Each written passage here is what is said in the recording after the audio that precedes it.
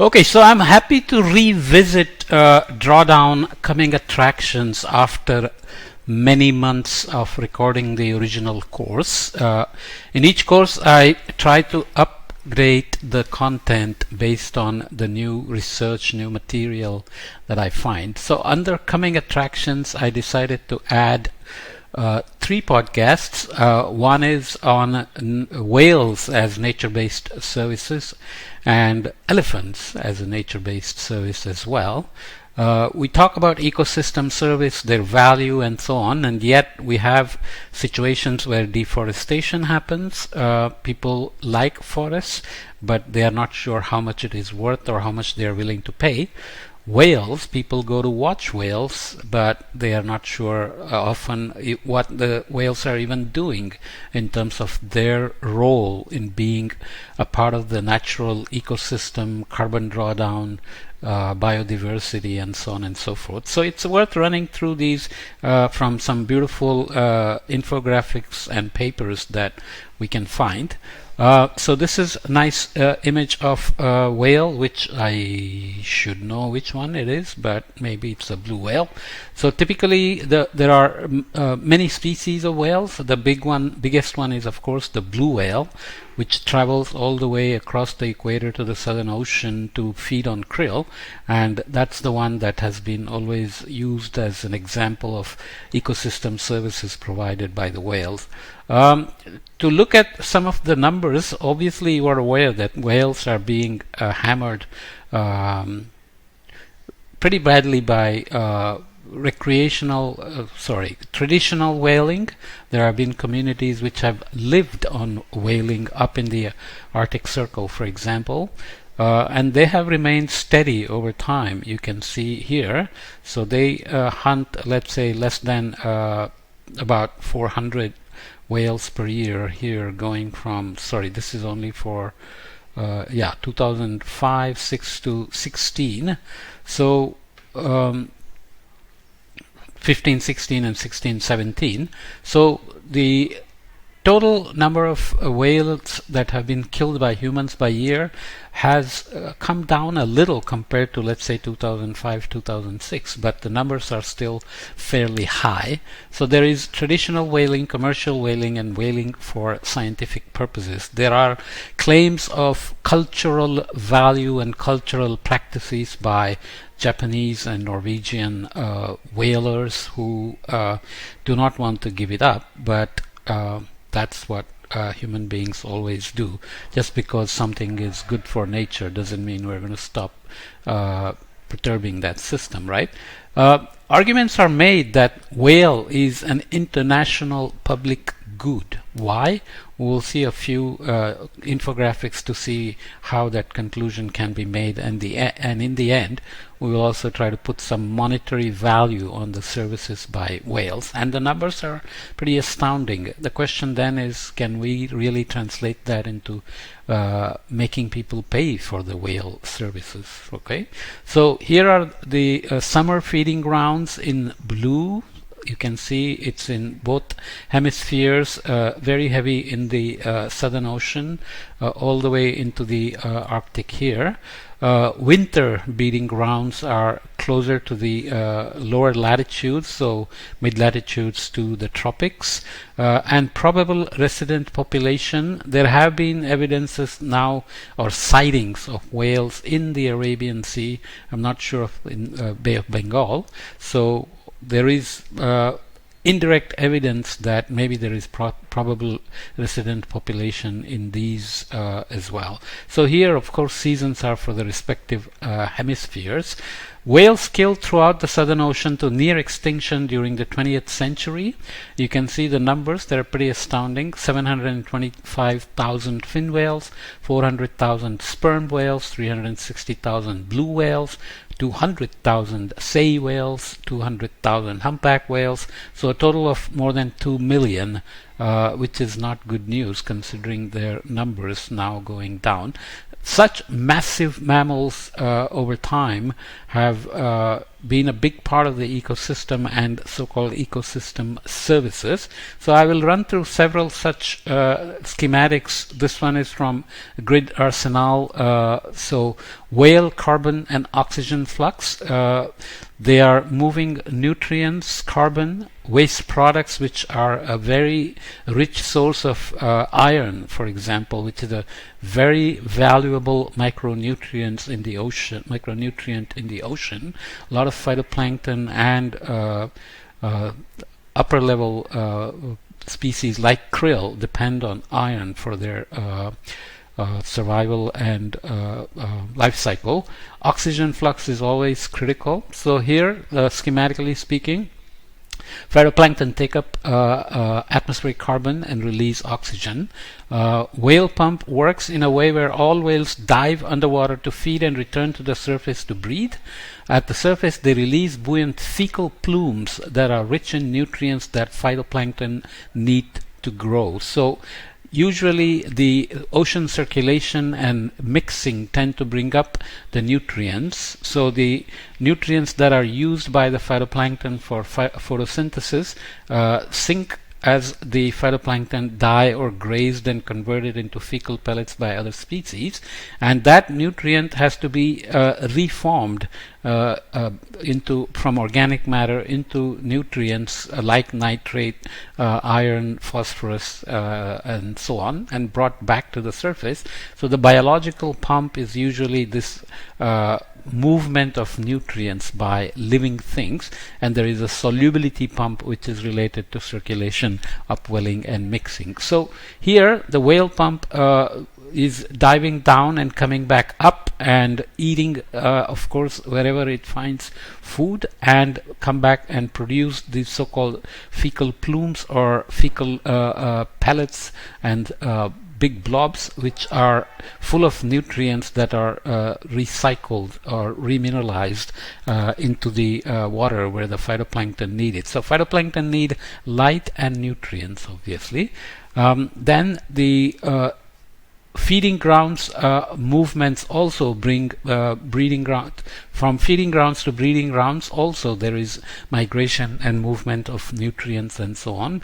There is a great conveyor belt of whales, just like the conveyor belt in the circulation that we talk about, deep water sinking, circulating through the bottom of the ocean, getting converted to the surface water and coming back to the formation sites of deep water in the North Atlantic, Ross Sea, Weddell Sea, and so on.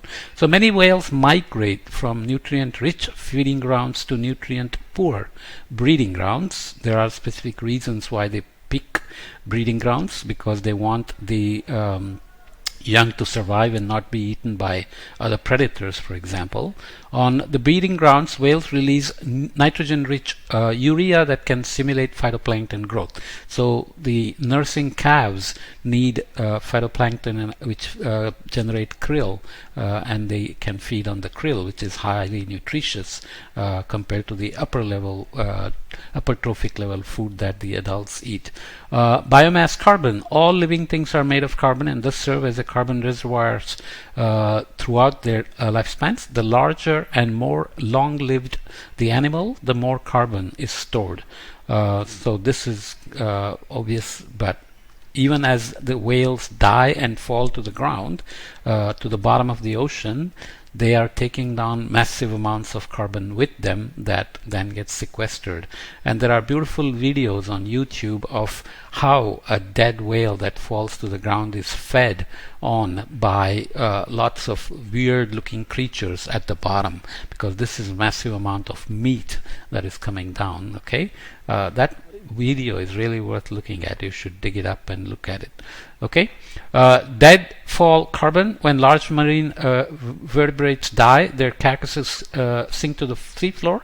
Therefore, the carbon inside their carcass can support deep sea ecosystems and be incorporated into marine sediments. Okay, this is another way to look at it. Here are the marine mammals moving up and down. Whale pump again. Feces and urea being moved up to produce nutrients needed for phytoplankton.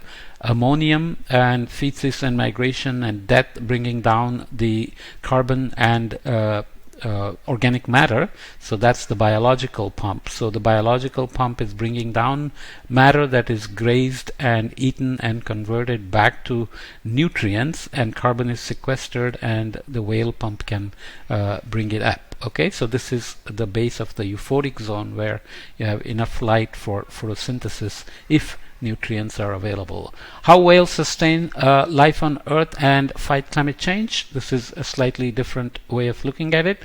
Here is whales feeding at depth. Whales come to the surface to breathe. As they travel up to take a breath, they circulate nutrients, the whale pump that we already talked about. When at the surface, whale do gigantic poos. So these release nutrients that phytoplankton, tiny plant-like organisms, need to survive. Through photosynthesis, phytoplankton absorb nearly a third of human-generated carbon dioxide from the atmosphere. Phytoplankton provide every other breath you take. The whale pump process creates a thriving ocean habitat. Okay, here are the numbers on them. When a whale dies, their carcass sinks to the ocean floor, called the whale fall. Rebuilding whale population would lead to 145,000 tons of climate-harming carbon being locked away inside whale carcass every year. So if you didn't enjoy watching whales and admiring their amazing beauty, you can at least admire them for being able to take down so much carbon out of the system. This is equivalent to the weight of 16 Eiffel Towers. Approximately 41,000 female African elephants, that's the weight of 145,000 tons of carbon. Approximately 21,000 Tyrannosaurus rex, so you can excite children with these kinds of numbers. Thirdly, the whale carcasses store the carbon for thousands of years. This process prevents the carbon from being released back into the atmosphere, helping to combat climate change. Whale carcasses also provide food and a home for up to 200 species at the bottom. Again, please go and look at that YouTube video. That's so beautiful. This is a nice review of or a news and views article by Victor Smedacek, who was, I think, one of the first ones to suggest that whale poop was a big part of the iron cycling in the Southern Ocean. He's writing this on an article that's published in this journal Nature, in this issue very recently, about how much the whales actually feed. So blue whale, for example, is feeding on krill. It's like humans eating ants. Blue whale is the largest animal on the planet, and it's eating these tiny krills. Why? Because they are nutritious, and they come here typically to nurse their calves. So they do iron dispersal.